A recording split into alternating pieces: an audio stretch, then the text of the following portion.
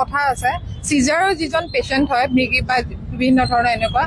তেখেতক সদায় জুই আৰু পানীৰ পৰা আঁতৰাই ৰাখিব লাগে আৰু যিকেইজন লোক লগত গৈছে একদম অনবিক্ষতো লোক যোৱা নাই গতিকে তেখেতলোকে ইমান এটা ডাঙৰ মানে স্কুবা এতিয়া কৈছে যে অক্সিজেনৰ অভাৱত কেতিয়াও সেইটো হ'ব নোৱাৰে কাৰণ মই নিজেও স্কুবা ড্ৰাইভিং কৰিছো কিন্তু অক্সিজেনৰ অভাৱত কেতিয়াও সেইটো হ'ব নোৱাৰে কাৰণ তেখেতৰ সেই সময়ত এটেক আহিছে লগত কোনো নাই মানুহ আৰু সেই সময়ত আৰু উপায়ে নাই যিটো সময়ত জুই আৰু পানীয়ে কাল গতিকে তেখেতক জুই আৰু পানীলৈকে ঠেলি দিয়া নিচিনা হয় এইটো গ্ৰহণযোগ্য মুঠেও নহয় কাৰণ তেখেতৰ